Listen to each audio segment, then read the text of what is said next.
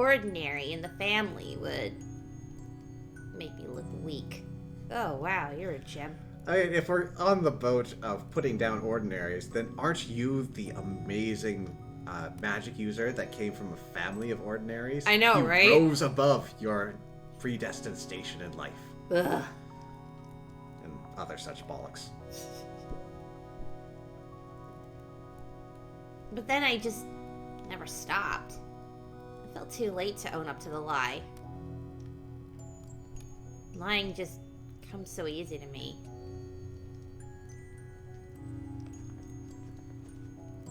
But I was a fool to be embarrassed. You grew up into such an amazing person. I delighted in coming home to see you every summer. Despite the amazing adventures I had here, you were still my best friend.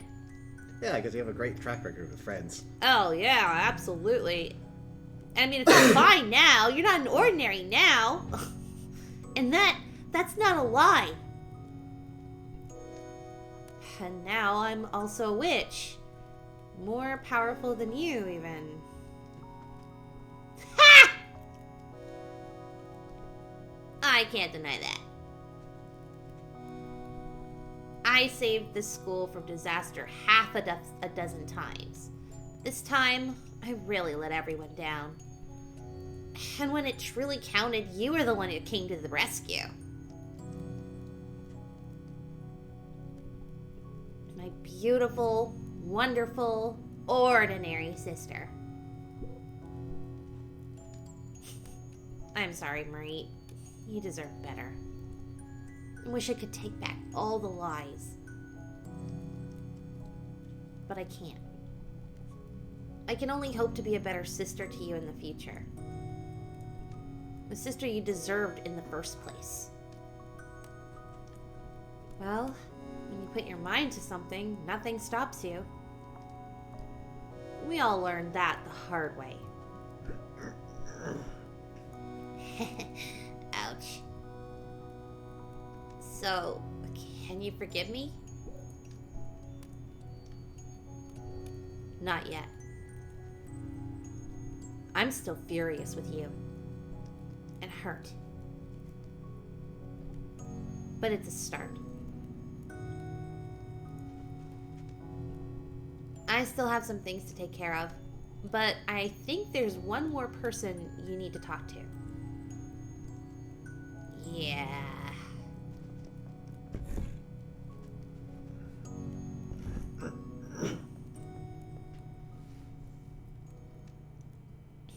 And we don't see that conversation. Nope. No lives were lost on that fateful final day of summertide. Ildra, with Ikenfell safe and sound, stepped down from her role as headmistress.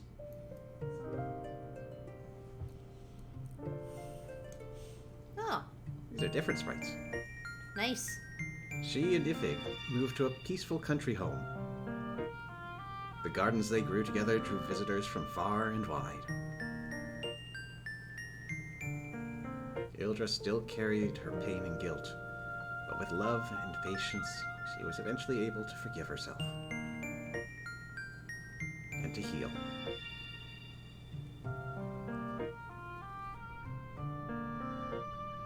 Radagun became Ikenfell's new headmistress, with Ima at her side. Oh. But Ima earned the promotion by defeating the previous headmistress. That's how it works. Ima opened a department dedicated to researching the seasons and the stars. Their groundbreaking research would lead the magic world into a new age of knowledge.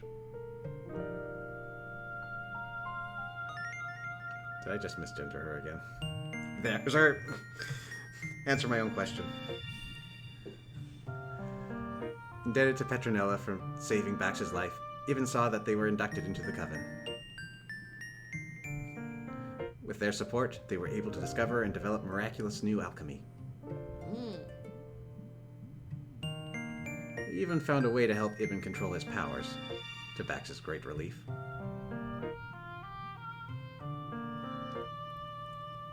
With funding provided by Ima, Rook left the comfort of bookshelves and organized an overseas research voyage with Gilda. That's an odd couple, alright. They ventured south to the port, where they would depart, with Marit as their guide. Marit even met some fellow pyromancers on the way.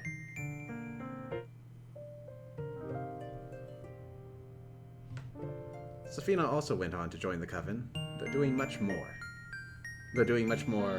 mysterious work. Though talented and outspoken, it is said that she never puts herself first, instead seeking to elevate those around her. This change did not come easy to her, but filled her with a warmth she hadn't known before.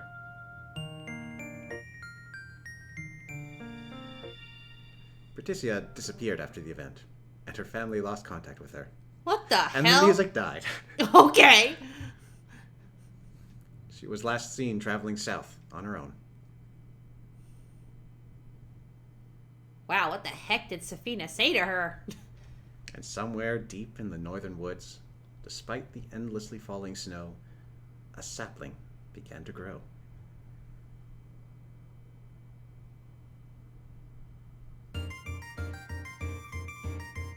Really? That is so out of left field with Petra. Okay. Alright, so thoughts. Sometimes I might see red as pencil. You and I are not fans of this song in particular, so I have no remorse about talking over it. I just hope that I can be heard clearly over it. Oh, yeah. Actually, hold on, I can do this. Ah, yes. So as far as tactics game was, it was fairly accessible. I really do have some gripes about it, particularly that despite the amount I was investing into speed, I was still getting double turned all the time. Yeah. If you wanted to make the encounters more threatening, then maybe up their damage a little bit. Don't just keep absorbing all the player's time as the enemies are going. Yeah. And dovetailing off of that, I mentioned in the final fight, that was too much. Yeah, it definitely dragged.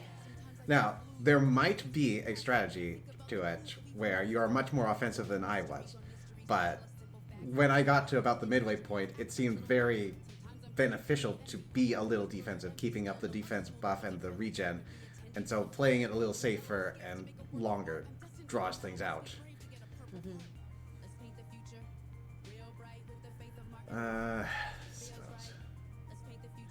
As far as LGBT media goes, I like that this passes my litmus test. A lot of the time, I feel like you get one of each letter going, and so it feels less like you're developing a full cast of characters and more like you're checking boxes off of a checklist. Yeah. So I'm glad that it didn't feel like that. Yeah, they definitely succeeded in that respect. The characterization, some hit, some miss. Yeah, and I'd say that that's maybe the only other thing that maybe I just got the wrong impression off the get-go. So I'll say this with a very big piece of salt in there, a grain of salt in there. Even though it didn't feel like a checklist, it did feel like that was kind of more important than fleshing out the characters themselves. But if you're their LGBT status, you mean? Yeah, like fleshing out who was with who, you know, and who was dating who, and who was involved with who. But if that's what it is, it's like a drama, it's like a relationship drama, which is a genre, and it is a high school drama with all these characters, then fine. Like that could be just what they were going for. That wasn't the impression I got at the beginning. I kind of got this kind of like Scooby-Doo adventure, wizards and witchcraft kind of adventure thing kind of going for it. And then it kind of felt like I don't know, like, it's more like the interpersonal relationships between the characters was more important than the lore building of their world. And there was quite a lot. Like, I was interested in all the things, the creatures, the school. I kind of wish we had more time, like, in the past, learning more about the actual headmistress and her relationship with with her students. That way I'd actually feel something when they died, because I didn't feel anything. I really didn't care. And I mean, they weren't there to be cared about. They're there to be Ildra's trauma. I know, but I mean, like, I couldn't resonate with her trauma because it was kind of it was treated so quickly. It was such an afterthought, you know? And because it does, because of the medium that was being used, the sprites, you know, there's, while it was creative in a lot of ways, it wasn't as visceral in other parts where it might have helped sell the trauma to you. So, like, when the characters just kind of fly off to the side and fade, that's supposed to be their traumatic death, in comparison to other moments when characters get injured and the sprite character animation is way more detailed and intense. You know, it felt like a toned down version, which I think they could have brought forward just a little bit more, especially at the very end where she just loses it, you know, and her character sprite changes and whatnot. I felt like they could have, if we couldn't spend as much time with the characters to,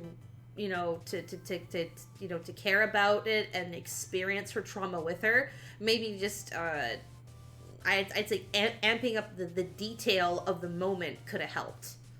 Like, I've seen it, like with the game that we played before this, Iconoclasts?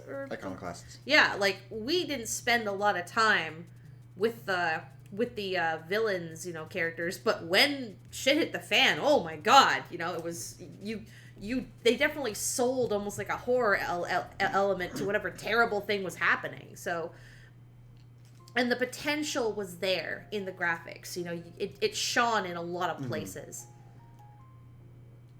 I think, like, the size of the sprites did limit them somewhat, but despite that, they were able to be pretty expressive with them. Yeah, that's what I'm saying. I mean, they had the potential, and sometimes it looked like they pulled back. You know, like, they toned it down a little more, where I think they could have pushed it, you know? And it's a decent story. It definitely has some big flaws, like right at the end, where the obvious thing was obvious, you know? That was kind of frustrating, where the characters who have been so clever in a lot of ways kind of took had a momentary moment of they got the idiot ball. Yeah, they picked up the idiot ball for sake of the story, and that is never a good thing, you know. I can't say it's never a good thing, but you've got to be very careful with it. And, like, from where I come from, you got to be very respectful of death. Yeah. You either have to have high stakes, or you have to have it be resolvable. You can't just waffle about on that line. Exactly. And since this was all about, since they had just tried, when they're trying to sell the idea that one of the main anti-heroes or villains or whatever is suffering from the trauma of losing people, of them dying on them, having them suddenly do the whole tears of life and words of love bring back the person for plot convenience in the same breath, it feels a little cheap. Just a little bit. Especially when it was very obvious that was the one thing that they needed to do, you know? I couldn't, like, I was getting visions of, like, the Pokemon movie. I half expected them that if they cried hard enough, their tears of life would have brought back backs. I was just kind of waiting for it, you know? And I mean, I suppose, predictability isn't necessarily a bad thing. I mean, Right, Joanna Figueroa. I know that name. Hmm. I probably didn't pronounce it correctly because I've only ever seen it written, but I've seen her on YouTube. Mm-hmm. But then I have to ask myself, what would have been the alternative, you know?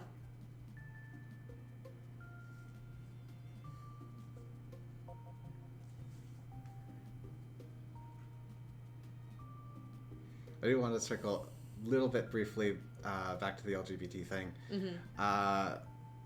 As much as there was a coherent and believable diversity in the cast, I do want to call out that it was overwhelmingly femme. Yeah, I noticed that too. And at this stage, I want to call myself out. That whole eyelash thing, I was making a joke about how, in animation, you've got these sexual signifiers and you get weird consequences from that. In hindsight, probably not the best backdrop to be bringing that joke about. And also, by that logic, I should have voiced Petronella. Not that you did do a fantastic job of that. Mm-hmm. Thank you. I mean, I don't think Petronella...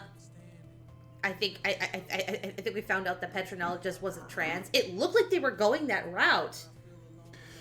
I mean, if you wanted to go around clocking people, I thought she was non-binary because they were non-binary.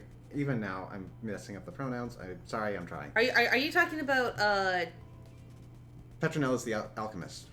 Oh, whoops! Sorry, I'm getting the other person. I'm getting it mixed up with Perticia. Is that the word? Yeah, I was thinking once Ema started putting that glamour on her that was the secret, but no, it was something different. Which, hey, awesome. I was also expecting the big reveal with Rook to be that he was asexual. Turns out, no. Or at least he's able to date. And guess that's PG sexual. Mm.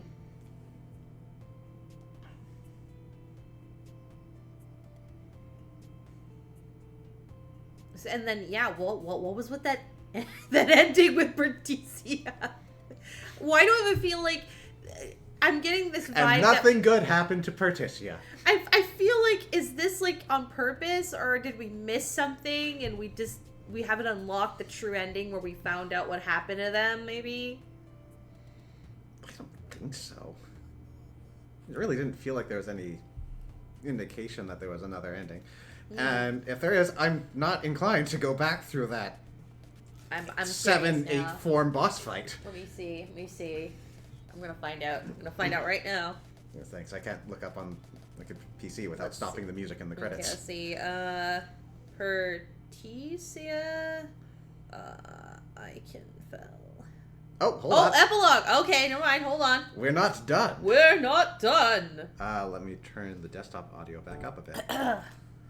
I'm not sure if this is going to be the original level. I did not think to keep track of that, but it should be about right. Here we go. Oh, she cut her hair! Or at the very least drew it back. Yeesh. Or yeesh. I don't know what's going on.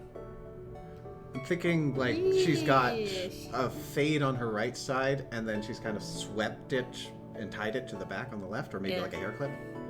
Also triple piercings. Yeesh. I can't believe I let you guys talk me into this outfit.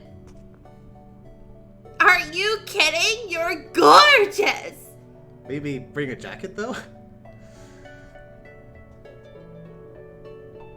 You're just saying that because you love me. You're not wrong. Looks nice and cozy in there. How are you not freezing at that? Fire witch, remember? Fair enough. She's hot. Right. I suppose that has its perks. Working for the Coven also has its perks. Where are you? Over there.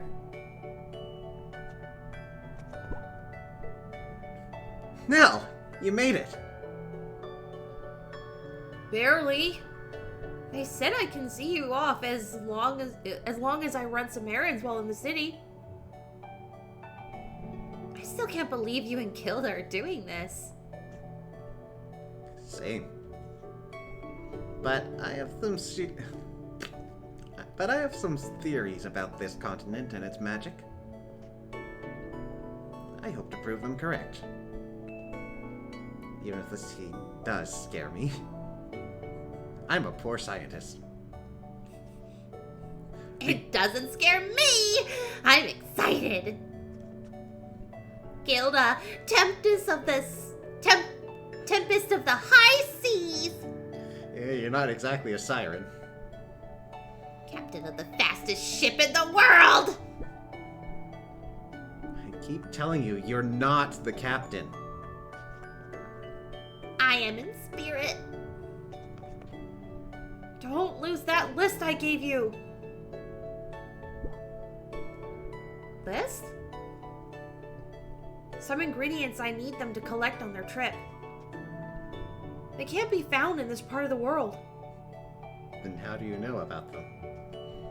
But I believe they're the key to unlocking the potential of new alchemy. I won't lose it.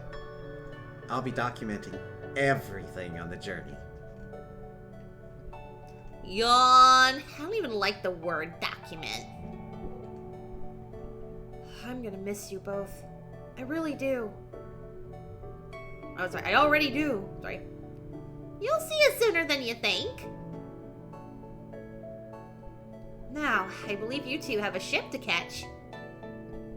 And I have a concert to attend. As a guest or performer. Take care.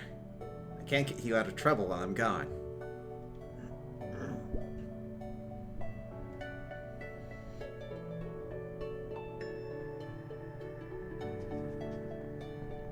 To wherever the wind may take us. I thought the whole plan was you'd be controlling the wind. To wherever I might take us. So you like your new job? Yeah! I have all the resources I could possibly wish for. I heard you and Gilda broke up. Are you two okay? Yeah, we realized we both had feelings for other people. But we decided to stay good friends. Also, her new girlfriend, Jean, is really hot. How about you? If I remember correctly, you don't do relationships. Hey, we got a new Yay! Finally! Nope. Besides, making potions for the Coven is more fulfilling. If anyone in the Coven gives you a hard time, let me know. I will. I'm running late, and it looks like your concert is starting. She is the performer. Oh, I better hurry inside then. Enjoy the show! You're sending mixed messages. I think she's a Observer. Yeah, observer. Here goes nothing. Now she's performing! I think she's attending a special concert.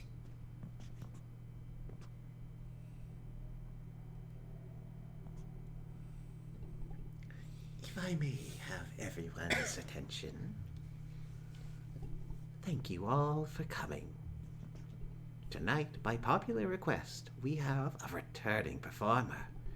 Everyone please welcome Salia Snow. There they are. Pretty. Pretty. Thank you all for coming. This first song was written when I was in a bad place. But now, the melody gives me comfort, reminding me how far I've come. I hope it brings you comfort as well. She was Salia all along. Oh my god, didn't see that coming. And then she quit when she got her scar.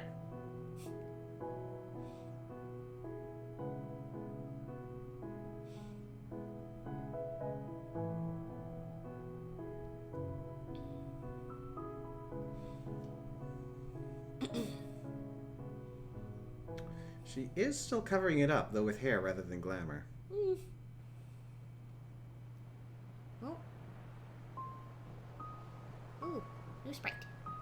new battle sprite. Yeah. It finally stopped snowing. Just in time to watch the sunset. That sprite looks like she's spilling out of her dress. I know, right? You see it, right? Okay, I'm not crazy. How did you find me? I followed my big gay heart.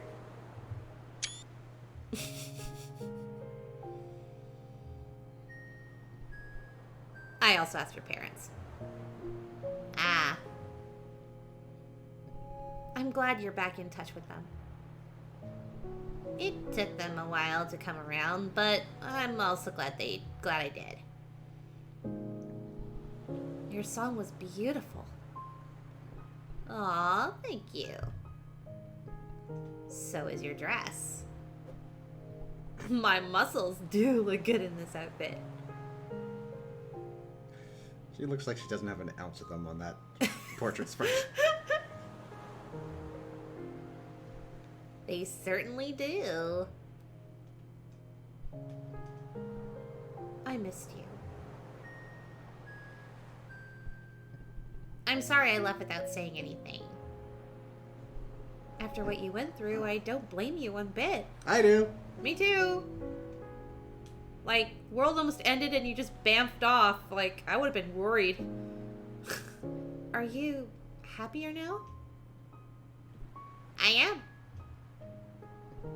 But I'm also lonely. Did you not listen to the last song? Lonely.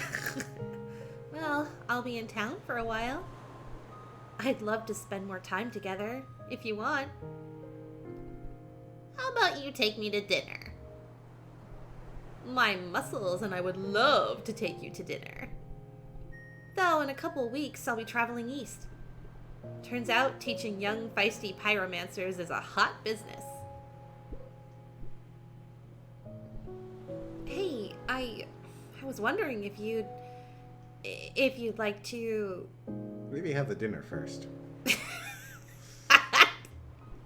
Come with you? Well, that too, but... Yeah. I mean, that's like second date.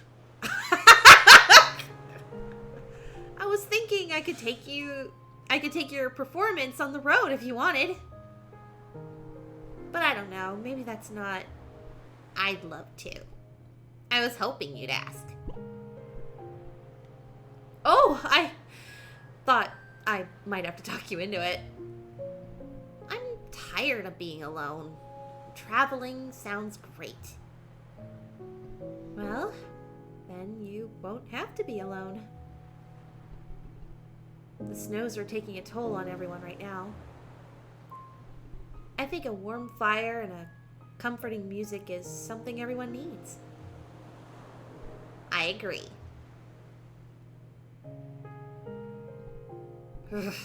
Speaking of which, it's freezing out here. Let's go back inside before my toes fall off. But the stars are just coming out. But my toes. Stars heel toes. Want me to keep you warm? Ah, so nice. Is that better? Yes.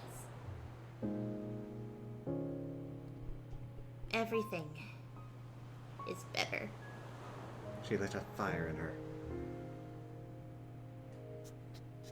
She suffered severe internal burns. Are you doing that? Is that your magic ability too?